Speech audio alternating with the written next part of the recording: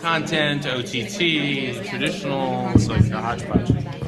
Good afternoon, everyone. Welcome, and thank you for being here this afternoon for our panel, Cable TV, Film, and Broadband, New Content, New Network, Stream, Platforms, and Services. With a topic like that, I think we're going to be here till 3 o'clock in the morning, so everyone buckle in. I'm Tracy McCormick. I'm going to be your moderator for today's panel. Mark Kapczynski, who was originally scheduled to be here, couldn't be here today, so I'm thrilled to be filling in for him on this terrific topic. My firm, McCormick Media Services, is a full-service media training and sales consultancy. So we train professionals from all levels of organizations on all the new platforms of media. And I'm joined today by an elite group of panelists who are executives in various areas of media. I'm going to let each of them introduce themselves to you one by one, giving kind of a brief background and bio as I did. So let's start with, to my left, David Baldwin, who's the Executive Vice President at Starz. Hello, everyone. I work for Starz Entertainment. It is a premium service, as you all know, but it also has two other divisions that deal with streaming media. Starz Media is the company inside of Starz that sells our assets to Netflix and Amazon and anybody else that wants digital streaming rights to our product. We also have Anchor Bay Media, which is one of the renowned DVD home video distributors. And so as a consequence of the way we're structured, we cover the waterfront. We're in the market for acquiring films as well as the original series that we do. And I have the good fortune of being in charge of 4 or 5 of the divisions, including research and promotion, creative services, scheduling, planning, and I also turn on the lights every morning and turn them off every night. Prior to this, I've been at the company for about 4 years. Prior to this, I was with Home Box Office doing HBO and Cinemax since the late 70s, and I should be home in bed. It's way past my bedtime, or at least it's time for the Blue Plate special at my age. But anyway, if you have any questions, I'm here to lie my way through the answers. Thank you. To David's left, I have Soumya Sriraman, who is the Executive Vice President of Film, Home Entertainment, and Licensing at the BBC Worldwide. Hello, everyone. It'll be tough to follow, Dave, so I'll try and keep this simple. We, the BBC Worldwide, are the commercial arm of BBC, the British Broadcasting Corporation. My sister in Dallas once said, the British Brewing Company. Is that what that is? And so what the BBC Worldwide does is we monetize the assets that the BBC produces and or acquires. And that in the US means everything from a production business here in LA that produces Dancing with the Stars, little known fact, Da Vinci's Demons for Stars. Our channels, BBC America, BBC World News. We also have a TV sales team that monetizes our content that doesn't get sold into our own channels, and then the consumer-facing businesses that I look after. So everything from transactional digital to a direct-to-consumer-facing e-commerce business, our syndication businesses, and more. To Soumya's left, I have Scott Brown, who is the Senior Vice President of Technology and Strategic Relations, Engineering and Technology at the Nielsen Company. It's a long title. Yeah, I'm going to have to modify that title. My name is Scott Brown. It's a pleasure to see all of you. I've been with Nielsen for an awfully long time. I've actually kept a very close eye on my friend David over the years and enjoyed a tremendous media career. Nielsen, as you know, is a company that's preeminently preoccupied with providing television ratings data and performance information to guide the industry. As you probably know, Nielsen has been making a great deal of strides in the digital space in particular. That's the big growth area. And we are moving very, very rapidly to provide a whole new set of metrics to clients so that they can properly judge the value of the ad exposures, performance of the content, et cetera, and weave together kind of an integrated set of performance criteria, if you will. So Nielsen plays that rather interesting role. We try to be a quiet company. We never succeed at that. I, in particular, don't succeed at staying quiet, but I do find that the digital media space is perhaps the most interesting, most fragmented, most complicated space to be in. And I wouldn't want to be in any other place right now. I hope you'll all agree. Great. That's great. To Scott's left, we have John Redding, who is the VP of Business Development at Vin DeBona Productions that makes America's Funniest Home Videos, amongst others. Yes, we're an independent television production company. We do unscripted broadcast and cable stuff, best known for ABC's America's Funniest Home Videos. Congratulations on 25 years. Thank you. Believe you. that? 25 years of that show? And we are about to announce a new host, which we should have done at this panel if we planned ahead a little more. But we also produce a couple of unscripted cable shows, and we also do all the digital and have a digital studio that produces content for America's Funniest Home Videos. To John's left is Paul Collishman, the CEO of Here Media. Hi, everybody. Here Media is the largest LGBT media company in the world. According to ComScore, we serve more high net worth males in the United States than Esquire, than Details, than Logo, than Huffington Post Gay Voices, or pretty much everyone else. We are the #1 rated group of sites on the web, according to ComScore. We have been in the #1 position now for several months after a long and difficult struggle from way below all of those people in the last 3 years. So we are very pleased about that. Some of the brands that we have that you might know are Out Magazine, The Advocate, Gay.com, Gay.net, Here TV, She Wired, Out Traveler. I'm sure I'm leaving some out. Oh, we're launching next week, Pride.com. And we're really excited about Pride because it's not really a website. It's a social hub powered by Livefire, the people who did the social media for the Oscars. And it is designed not just for the LGBT community, but for all of our allies, which we are finding out very quickly here are a huge, huge number of people, well over half the country, all over the country. And it's been very exciting for us to extend our reach into a community that have been our supporters, but never so visibly as in the last few months. Thank you, Indiana. And sometimes bad things turn into good things. But in addition to that, we produce about 20 hours of original content every month for our various sites and our television channel. I have produced over 100 independent movies, including the Oscar-winning Gods and Monsters, the Oscar-winning Tom and Viv, and I have distributed a number of other high-profile films, including the Oscar-winning Departures for Shoshaku. So we do a lot of different things. Our service plays a mixture of LGBT titles and just kind of high-end foreign films and more artistic product than you might find in some other places. Thank you. To Paul's left is Mani Sarin, who is the Executive Vice President of Programming Acquisitions, Strategy, and Enterprises at Epix. Thank you very much. For those of you who don't know, Epix is a premium network, similar to Starz, HBO, Showtime.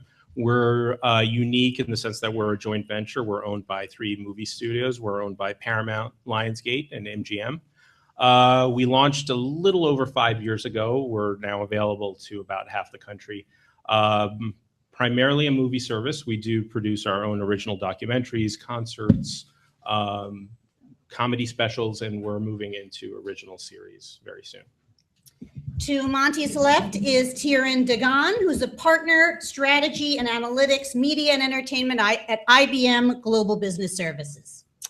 Thank you. Tiran Nagan. I am a partner leading our business strategy and analytics for media entertainment at IBM.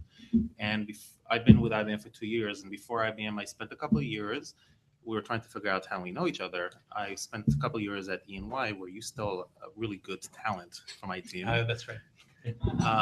And before and before that, I led corporate strategy at NBC Universal with a team that worked across the entire diversified media landscape at the company. And in my background, I've come mostly from the creative side. I used to run a small boutique agency in the city. At IBM, I have the privilege of bringing a lot of the tools and technology, all the geeky stuff that I grew up with, and apply it to our industry. Things such as the partnership we have with Apple, and partnership we have with Twitter, and recently the partnership with Imagine, formerly known as Harris. So very cool stuff. I play with a lot of toys. Thank you so much. Please give a big round of applause to our esteemed guests. So that's a wrap? Now that's a wrap. Sorry. I wanted to take a minute to do a quick poll of the audience so our panelists know who we're addressing here. By show of hands, how many are content creators or independent producers? Okay, how about work at tech startups, traditional media people, and advertising, people in the ad space? Okay, do you get all that? You kind of know who they are there? No advertising? No journalists? Not too many. Advertising right here, one person. There's a live webcast of today's panel, so please be on your best behavior. And feel free to tweet about this conversation if you want to. You can use that hashtag Digital Hollywood for your live tweeting if you're so inclined. So I thought we'd start our panel today with kind of a general question and allow a few panelists, maybe not everyone, we have a large group, but a few of you to answer this question, which is, are we in the golden age of Hollywood now? What I mean by that is so much really is changing and it's such a challenging, complicated time. Do you see it as content creators and producers' greatest time of challenge, or what is your level of optimism I for think these Dave creators? should take that question. No. The answer is no. We're not in the golden age, no. Anybody want to give a little more descriptive answer on what I'm Yes. looking for here? Yes, we are in a golden age. Uh-huh. I have a contrary answer. I think it's hard to say that you're in a golden age because you have to be looking back and say something's a golden age. You don't, to say that we're in a golden age now means you think we've peaked. Yes, we're at the And- greatest opportunity of our time. I think you know what, I think it's a unique opportunity, and I think it's great for content creators in a lot of ways, and I think it's challenging in other ways. See, I said that at the last panel where I was asked the question. So today I just decided to be a contrarian and say no. And you took We the decided bait. it would be a random toss-up. But certainly there's more opportunity now than ever before. Look at how many sites and applications Here Media alone has. There are, but that's what makes it a challenge too, right? So now you're competing for awareness, you're competing for eyeballs. I mean, there are so many buyers, and that's why you're seeing the proliferation of all of this great content. And I think television's also filling a void that film used to fill, that doesn't anymore. So I'm sorry, Paul. Go ahead. No, it's okay. Sure. I still think the answer is no. And you know, I've been around a while now, so I have the reason the answer would be no is because as an independent producer, it's about how much money you can raise.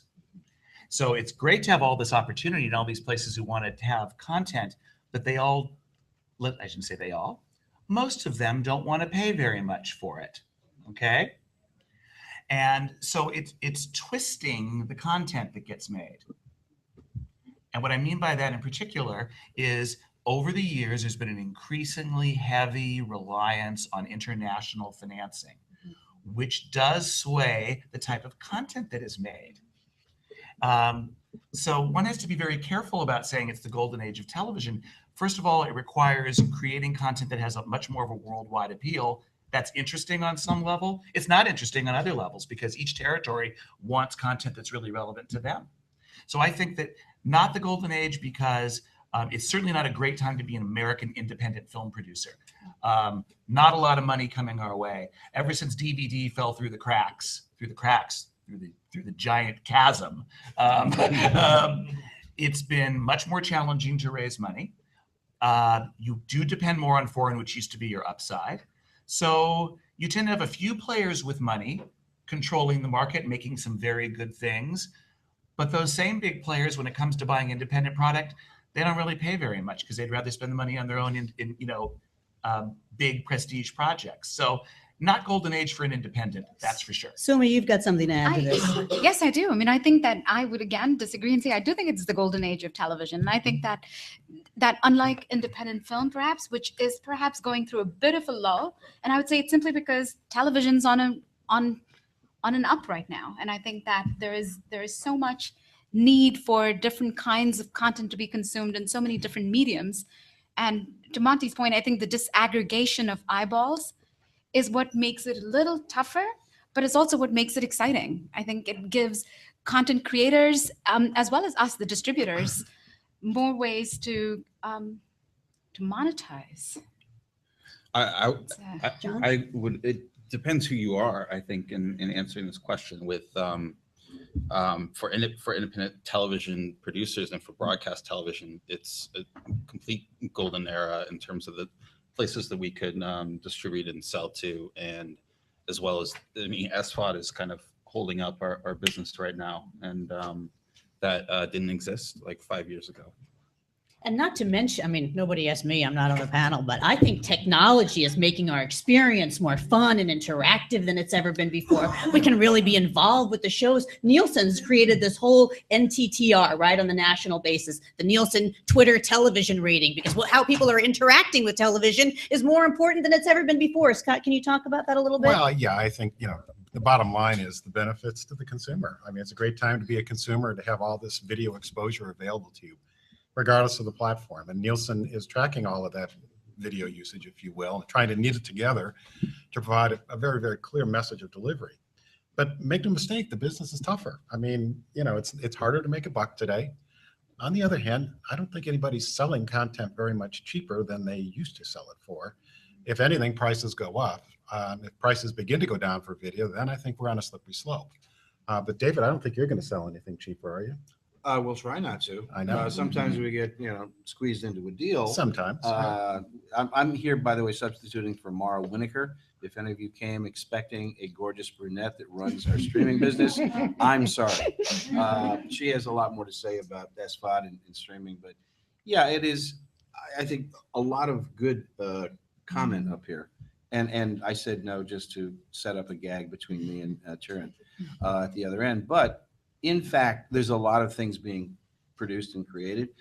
I don't think there's a lot of really high level, high quality, expensive entertainment that's being created, as there were in previous golden ages of television back in the 50s with Playhouse 90 and with the Ed Sullivan Show, and on through what was considered the Tiffany Network. CBS was presenting some really high quality entertainment for the American public. It became a cultural center for this country in that golden age. And then at HBO in 97, 98, 99, when there was, in effect, another golden age of television that HBO led with Sex and the City and The Sopranos and 6 Feet Under and Deadwood, they changed all the rules. No longer, were television series going to be what you thought a television series was going to be. First was Oz, where we killed off a major character at the end of the first hour, and people said, "What the is that? This is not what I'm used to having." And I think my jump is now between the 90s and where we are at mid-decade 2015, and there's a lot of stuff being made. There's a lot of money being made, but I'm not sure we have reached, outside of Game of Thrones or Mad Men, the kind of mass of programming that is considered iconic to this culture, iconic to this nation. And that's why I'm waiting for that moment when there's more of that stuff. Well, let's talk about that as a panel a little bit. What is premium content mean anymore? I mean, I was just on another panel where the multi-channel networks were talking about premium content, but Mark Marmon does the #1 podcast in the world, and he does it in his garage, and it's content that people care about. And you all know there's YouTube stars and Instagram stars beyond belief that have millions and millions and millions and millions and millions of views. And what is premium content? What does it mean anymore? Well, premium content means whatever it means to you. As an individual. Every individual has a different view of premium content. I have my view of premium content, which is why when you ask the question, is it a golden age? For me as a consumer, no, it's not the golden age, because I'm not seeing as many good things as I have in previous incarnations. And it's happened 2 or 3 times. We've had several golden ages. I'm seeing a lot of other stuff. I produce a lot of the other stuff. So I criticize myself at the same time I answer the question. I have multiple YouTube stars that frankly have much larger audiences than most cable networks. Right. Do I find it premium personally? Well, I don't think it's aimed at a 50-year-old guy. I don't think I'm the audience. Monty, what do you think about that?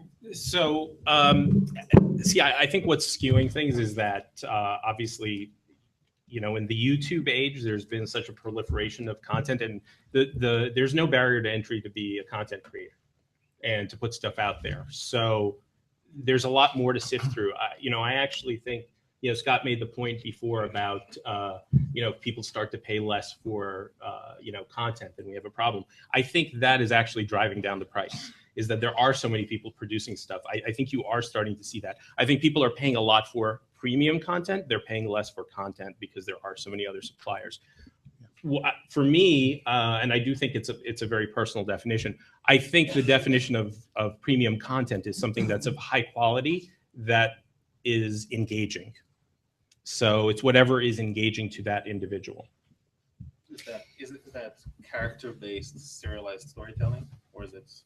It can be, but I don't think it's some kid on YouTube from his garage. Well, while we're on the talking about content, Eric Schmidt, the chairman of Google, says that we, as a society of content producers, are creating more content every 2 days than we had from the dawn of time until 2003. Let me repeat that again. We're creating more content every 2 days than we did since the dawn of time to 2003. But it seems like YouTube and Facebook are the only digital video platforms that matter. So the question is it just Facebook and YouTube and then everyone else, or is there enough room for all of this digital video content? Like these places like Vessel and Vimeo and Viddler, those are the three I found that began with a V. Is there enough room for everybody based on all this content that's being generated? Where are we going with all this content? I want to connect that to your previous question around what is premium. And I absolutely agree that premium is the eye of the beholder. I work a lot with the broadcaster or the publisher side, and for them the answer is very easy. What is brand safe? Because my way to monetize against the content is what kind of a sponsor would be willing to take on the risk. But even that has complex answers, because a lot of advertisers don't want to go against Law and Order SVU. It becomes, in my mind, this becomes a matter of quality over quantity, especially when it becomes the question of how brand safe is the content that I'm going to put my messaging against. And that's how I get measured also in the value of that content. And I think you answered, I feel like you answered your own question, which is, and by the way, Snapchat should be on that list. It's not with a V, though. It didn't start with a V. I understand. But everything you said was so true. And there is a whole supply and demand situation going on. So if there is so much more content, and I can tell you, YouTubers make kind of nothing. So, the myth about YouTube, as far as what they get paid from advertising. A minimum amount of them are making something. They just reported it in Ad Age. But mostly what they make it for is not actually for pre-roll. It's for sponsorship. So someone will come in and say, I want to sponsor your video. And YouTubers will charge so much, depending on their audience, to sponsor a video. And then if they want to work with someone else, they charge so much for collabing. That's what they say. It's not collaboration, it's collabing.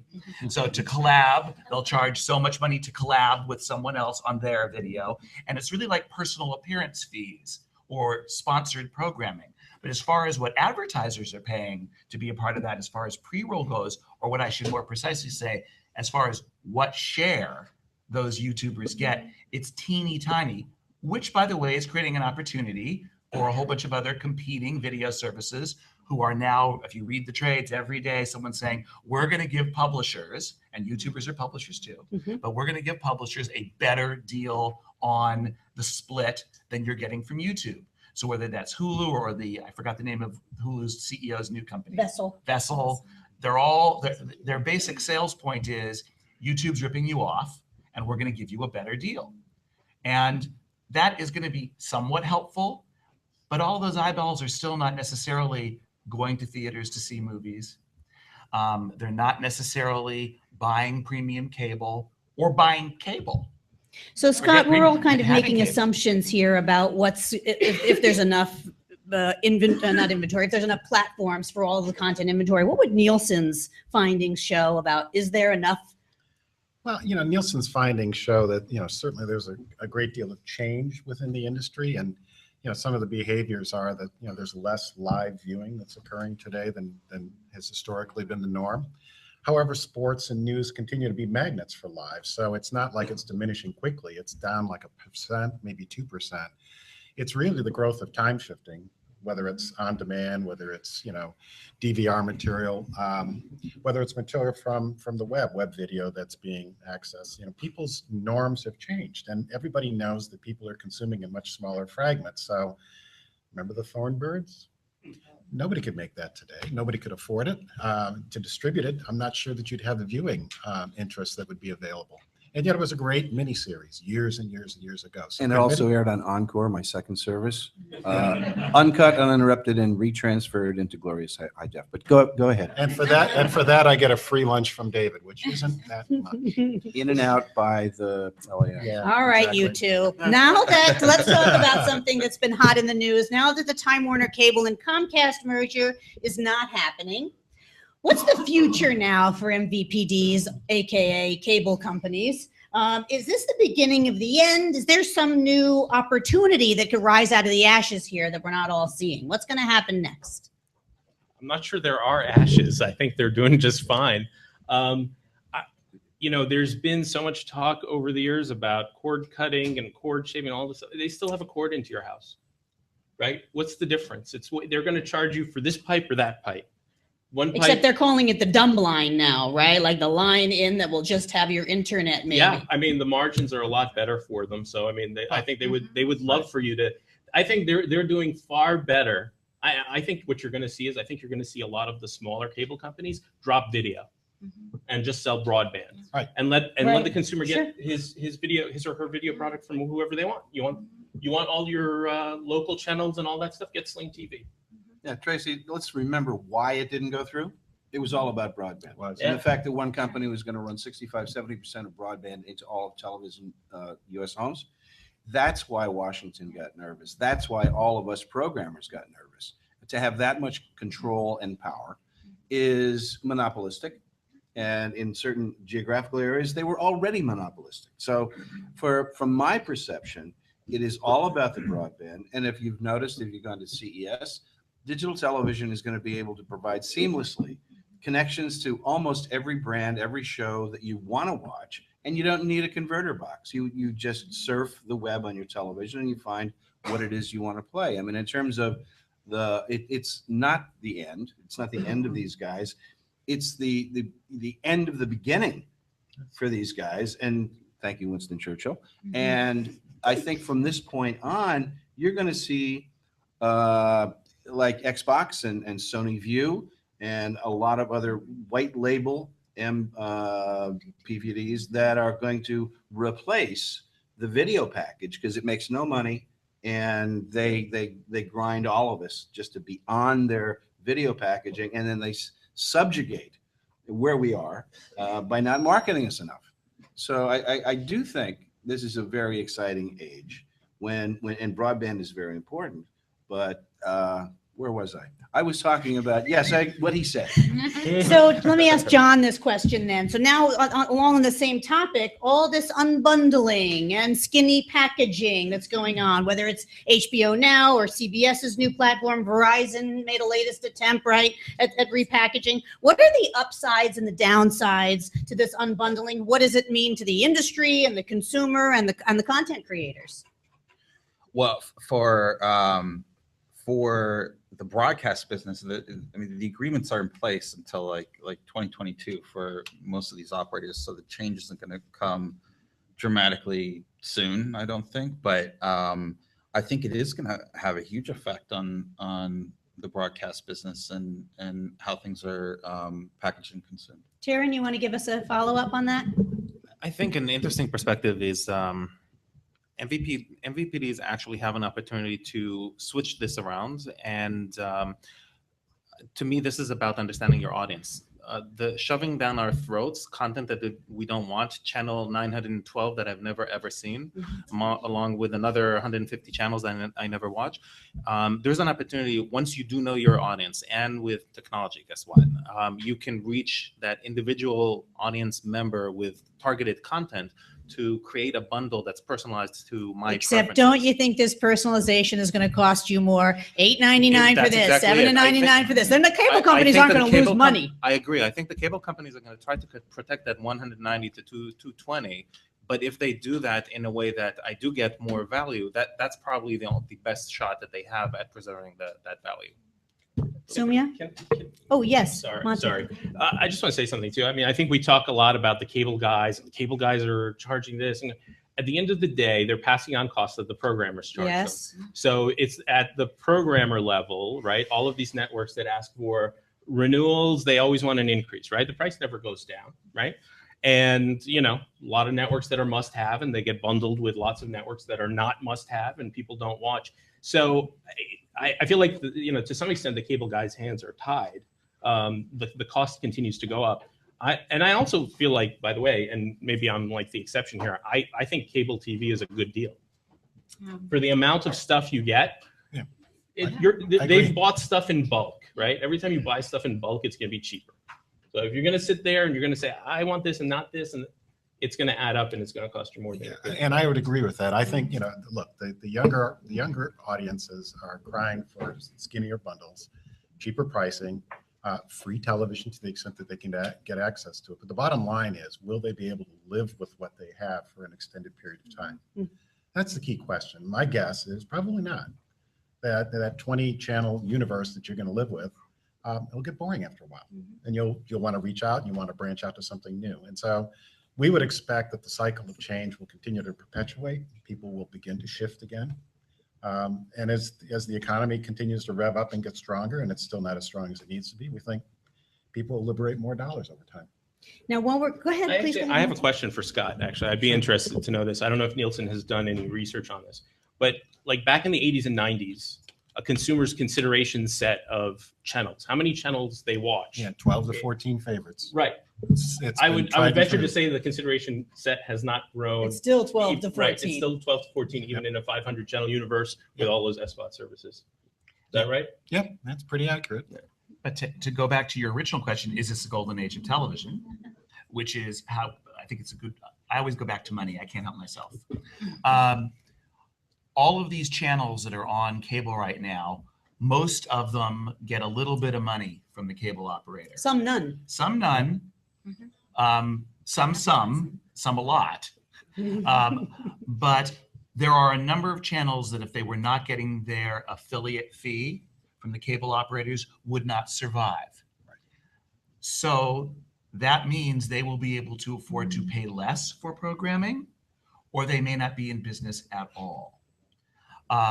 In order for a channel that is not getting affiliate revenue to make money, it has only two choices. It has to charge separately for itself, making it a mini pay, not an easy road. Or it has to have a large enough viewing audience that it can sell advertising.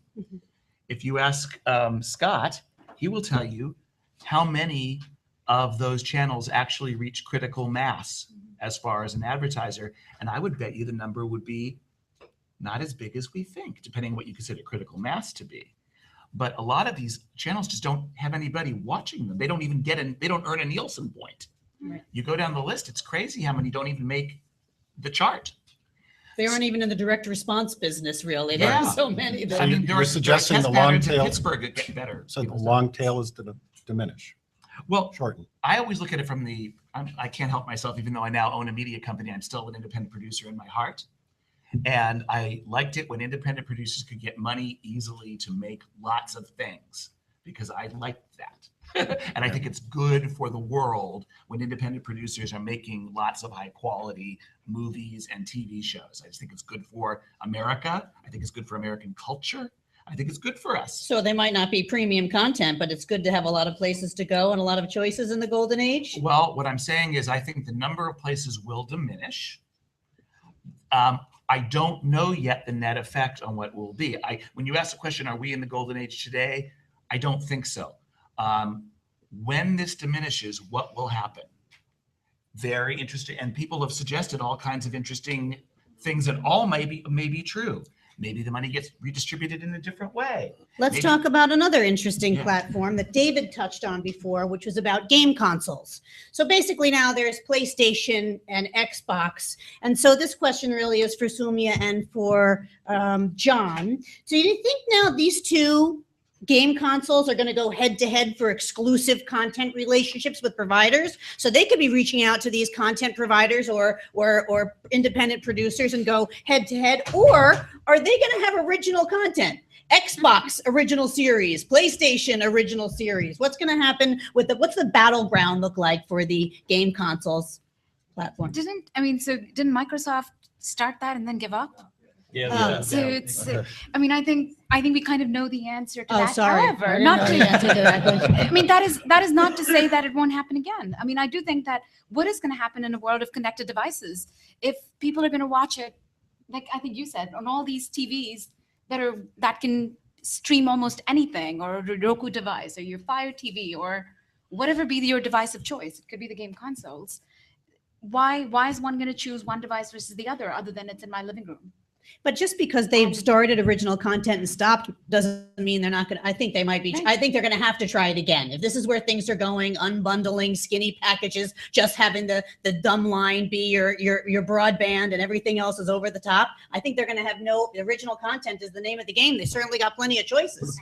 I mean, I think that's what I was saying. I also do think that this is a question for Paul, really. And I think we've all been talking about the fact that we think people only watch 12 to 14 channels. But the reality is, if we think the power is in so few channels, if you will, what does happen to the rest of the content? And I mean, are we as a content community, a distribution community, willing to say that that power will continue to vest or remain in so few places? And I'm a big believer that there is a cyclicity that happens in our industry, and one of my favorite books, The Master Switch by Tim Field, talks about that cyclicity through telecom and the film industry. And when you look at an example, you were talking earlier about the diminishing revenue that content creators are making, and you look at iStock Photo and how they broke the whole model for professional royalty photographers, and lo and behold, by the time that people were starting to earn real money, a lot of small photographers, they got back out by the company that they were threatening the most.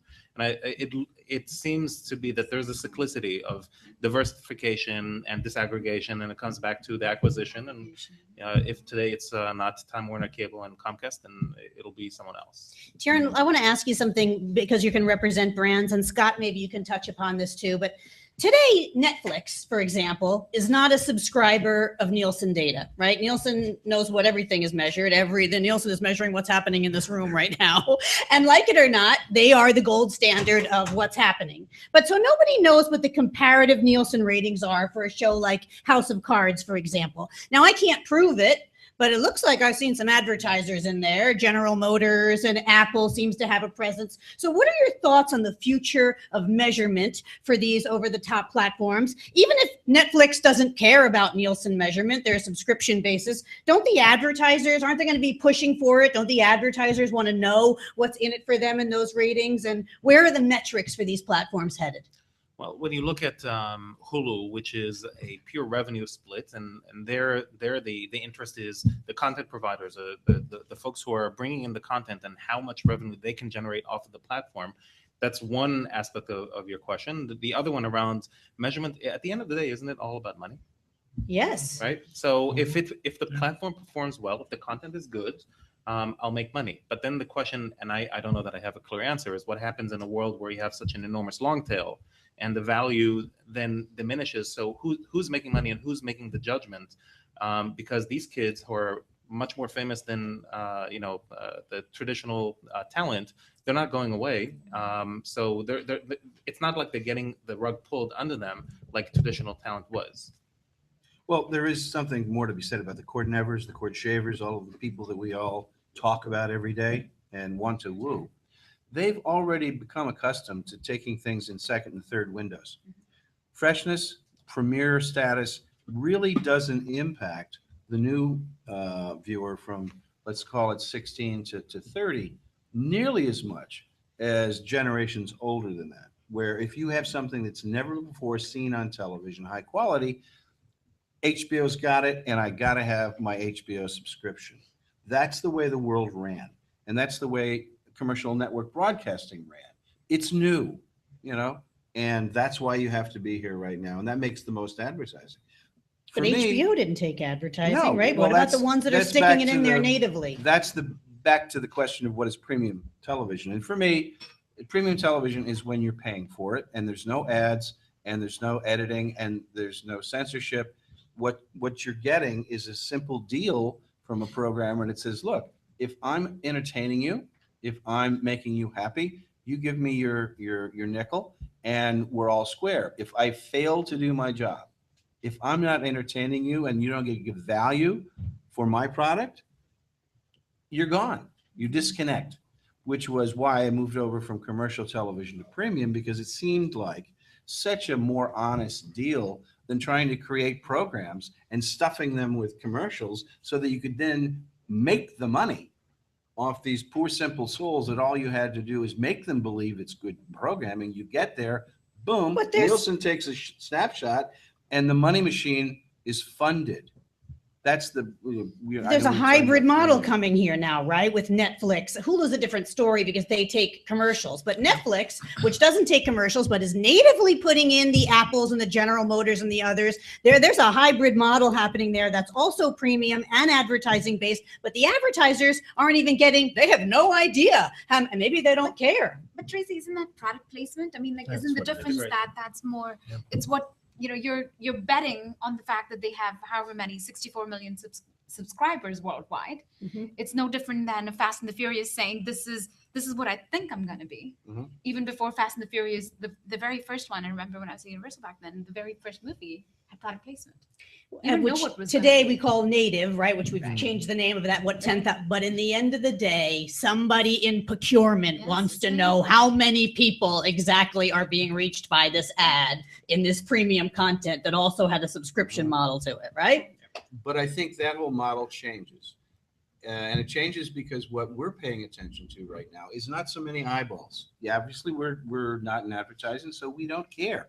We can make small, high quality shows, but what we care about is social media and measures of engagement. Are we followed on Twitter? Are we liked on Facebook? More importantly than like, because that's easy. Is there a view? Do you watch the video that we put on Facebook? That rings the bell. Do you share with your friends? Do you form this affinity group behind a show? And for us, quite honestly, when I get my Nielsen ratings, and not to say anything bad, Careful. because we're good Careful. partners, they're interesting, but it's like watching the top of the first inning of a baseball game. I know what my Saturday night series does, and I knew before I left the office today. But it's like, okay, that's decent. That's a good start. What I really care about is all the digital platforms. And then I wait for the marketing people to say, oh, yeah, but look what we did on Facebook. And All right, Twitter. let's expand on that a little bit, right? Because Nielsen just did another global survey last week for April 16th, where they said social television may be the future and the success of live TV. Like, that's what's going to drive television. Exactly what you're saying. Nielsen knew, like 2012, they started doing this Nielsen Twitter for television rating. Let's talk about that. Are you using that? I think, John, in your productions, you guys are using Twitter to measure your content all the time, right? Well, yeah, I think that the use of social is the television shows are not using it like during the broadcast anymore. There's like unless it's baked into something like The Voice or where social during the program is really important. But it's a part of it's driving tune in and it's building a community and developing these kind of micro content moments that people can share, whether through GIFs or the people are using television media to communicate personal sentiments with each other. And so I think that social is being used more as a personal medium with the TV shows rather than like as a engagement during the broadcast. Yeah, I would just offer that, today it's unlike 20 or 30 years ago. Now it's about measuring small little ecosystems that all of our friends and kids and family members have. And those ecosystems are very important. And David is mentioning there's influences. And I would argue that Nielsen provides a great number of tools. If you're aware of them or want to be aware of them, contact me. I'd love to hook you up with our salespeople. But we have a lot of different tool sets that allow you to get a very, very vivid picture of the user and the viewers. and what motivates them and what drives them to execution. Because at the end of the day, television certainly is about communicating a message, sending it out to as many eyeballs as you can, influencing, having resonance, right, of the ad, and then getting a reaction, which is hopefully purchase. And so we can uniquely meld all those elements together. But you asked about Netflix a moment ago. Netflix is an interesting one. I think everybody follows Netflix, and it's very topical. And we've talked to them about measurement many times. They're not interested in our measurement, and that's fine. What our clients really want to know is, what is the impact of Netflix upon their content?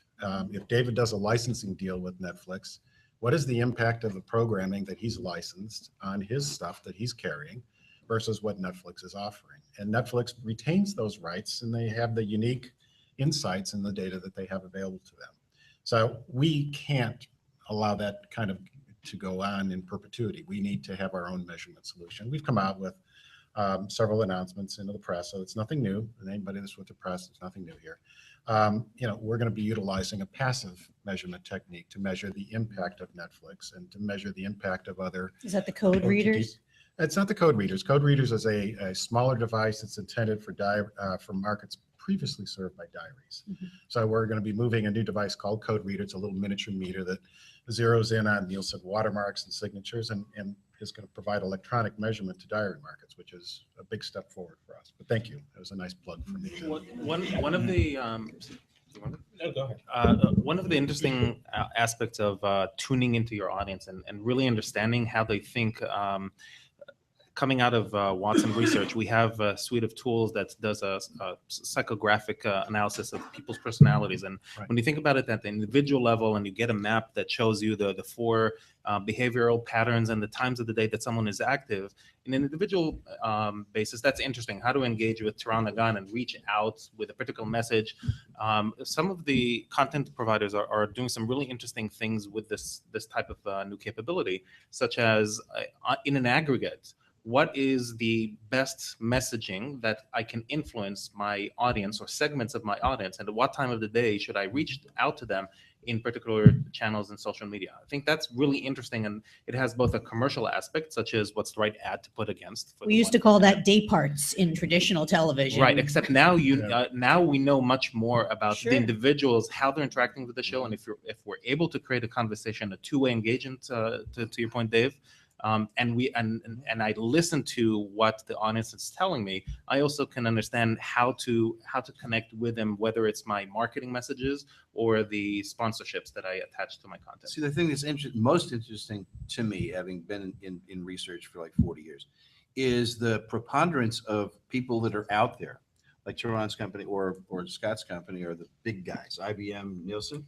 There are any number of smaller companies that are just popping up everywhere that offer measurement of social media.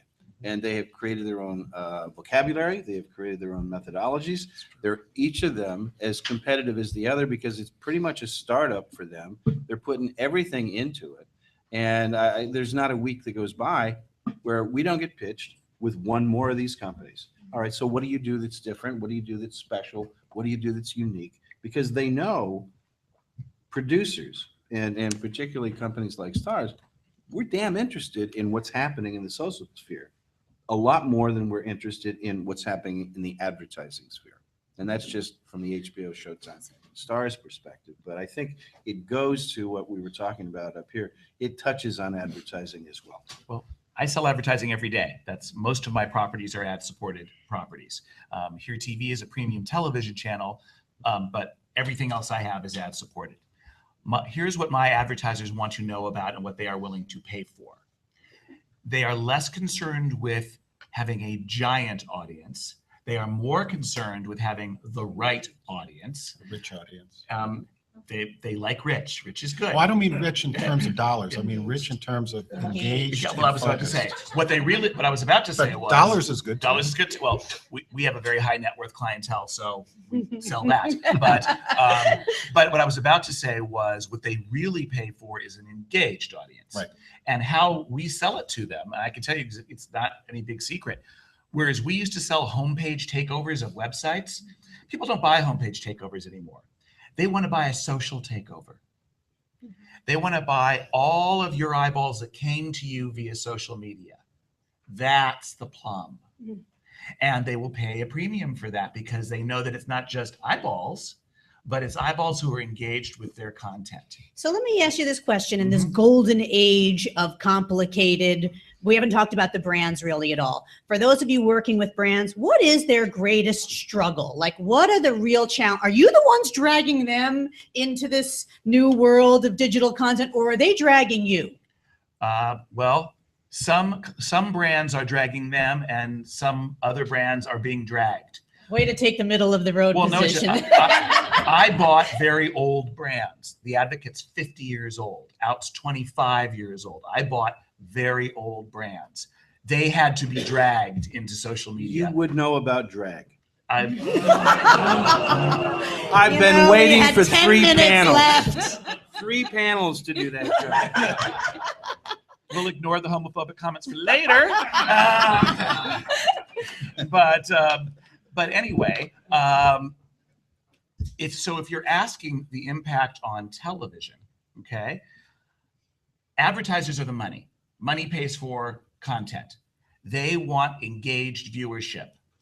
They are less concerned with passive viewership. Dollars are changing hands.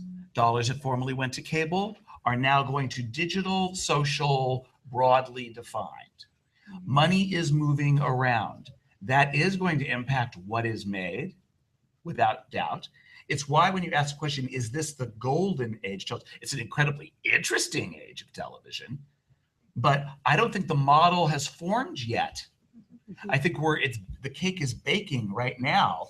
It may turn out to create some incredible stuff, or it may be the end of civilization as we know it. Who knows? It's one of those two things. Or probably somewhere in between. Does anybody else want to answer on brands? What are the brand struggles? Are they dragging you? Are you dragging them? Monty, Tieran? Well, because I don't. We're a premium pay network, so I don't deal in the ad-supported world, so I can't talk to that.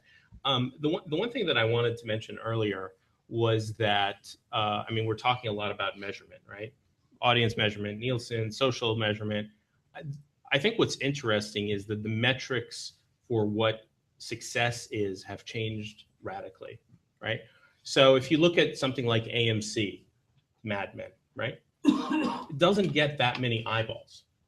And it's interesting to me that an ad-supported network is viewing something that doesn't get a lot of eyeballs as a success because of other things that they're getting that are intangible, right? So it's brand building, it's enhancing, it creates an identity for that network, makes creative people want to bring their ideas to come work at that network. That's interesting to me. And I think that's why Netflix doesn't care about what the Nielsen rating is, because it's almost an anachronism to them, right? They have a one-to-one relationship. They're unique, right? Because even if I get Nielsen data, I don't have a one-to-one relationship. I don't know that John Smith in Texas watched, Hunger Games, and then because he likes the Hunger Games, he went and watched, Transformers.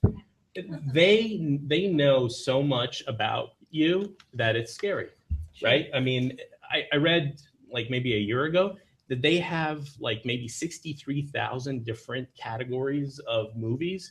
So they'll have, we have a George Clooney movie that, also stars Brad Pitt. That's like da-da-da, and it takes place in the city, right? I mean, they have everything down to a science. Well, suggestions for you is like incredible. It's the same thing as the Amazon algorithm. But I think you're just even like, they're not even showing you what they really know, right? I mean, that's a rather primitive thing. I think what they have under the hood is incredible. Big data is everything. Everybody knows everything about you. Everything. I read something recently that some of you may know about, and that is the Netflix algorithm that you're talking about, the recommendations engine that I think they paid somebody $1 million. $1 million. The Netflix right? prize. If you remember that. Yeah. So, and if you remember, they said that that kind of the outcome was that algorithm only impacted viewing the greatest that it ever has, and that was 4%. Yeah, that was 4% more accurate than the original engine. But So it was by the way, it was in the days of still DVD rentals. Yeah, exactly. But it was well worth for them, and it's interesting because all of these crazy categories that they have, of strong leading female actors are part of that tree branch that they built to, and they essentially reverse engineered. Why is there a cluster of movies that people seem to like them at the same time? Listen, in our But I last wanted- 5 minutes. But you did ask. Yes, the about brands. advertising. Yes, around brands. And I think it's a question or a challenge of scale. It's not just the skill of audience and how do I reach that long tail, but in a world where you have to be so engaged with your audience, how do you reach that individual audience member and really interact with them? And some of the things that I see from where I sit is tools that help you scale that access to the audience. So whether it's automation around sending out tweets with the proper psychographic messaging that reaches this particular audience member with different languaging for the same overall message, those kinds of tools are the tools of the future for engaging with an audience and reach that scale, because these segmentations are so small and so targeted. All right, we've got 5 minutes, and I want to ask everyone on this panel to briefly answer. I know this is going to be tough, but briefly answer. We're going to be here in this panel in 5 years from now. I'm going to start with you, David. Okay, you ready for this? Oh, sure. Alphabetical order. 5 years from now, we're sitting on this panel. What are we talking about?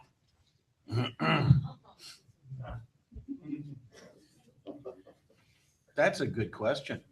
I have no idea, for starters, because had you asked me that 5 years ago, You wouldn't have said this, right? probably we wouldn't be having the same conversation 5 years ago. Every time you go through an acceleration, as we're going through, I think right now, we're not the golden age, but I think we're in a rapid acceleration of all things swirling around media and technology. When you get to that point, and we saw it coming, didn't know what was going to happen. Now we're seeing what's happening. I don't think we can predict in 5 years what will happen, other than you can just take a straight line approach and say there's going to be a lot more ways of people watching television, a lot more television product to be seen, whether it's good, bad, or ugly is up to the consumer. But I think the one thing, and I do have the holy grail of this, and it came from Scott's company, people are now in transition to getting to the best screen available. And, while there was fun to play with the smartphones, it's fun to play with iPads, it's fun to do that. But if you want a seriously engaging entertainment experience, they're going to migrate to the larger and larger. And what we're targeting is the big glass. We want to make sure that it's seamless. We want to make sure that we have a presence there, because our product, premium, HBO, Showtime, Stars, Epics, fits well on that big glass, and that's the trend I see. Okay, John, I'm going to skip. I don't have time for everyone now. John, what are we going to be talking about in 5 years? Well, the words mobile and digital will just fall away, because that will be the first screen for all our content. So, Monty, 5 years. What are we talking about? Chips implanted in your brain, virtual reality experiences. I don't know. I made that up. I don't know. Tyrion, anybody else have a good answer? I'll be implanting those chips. You'll be implanting those chips. I will do it. Scott? Sorry, go ahead. I would argue that the velocity of change that we're going to see in 5 years is going to make today look slow. And I'll do it very quick. I think reaggregation and consumer pull versus brand push. I want to thank you all for your energy. You've been a terrific audience. Please give a big round of applause to our panelists. Thank you all so much, panelists. They'll be here for questions if you have a question briefly. We got a couple minutes before the next panel, so come on up and they'll indulge you. Sorry, I had to switch the question. You did. Magnificent. Can we hear it for our moderator, Tracy? I've never had a moderator with this much energy and enthusiasm. Thank you. You guys were I would fantastic. second.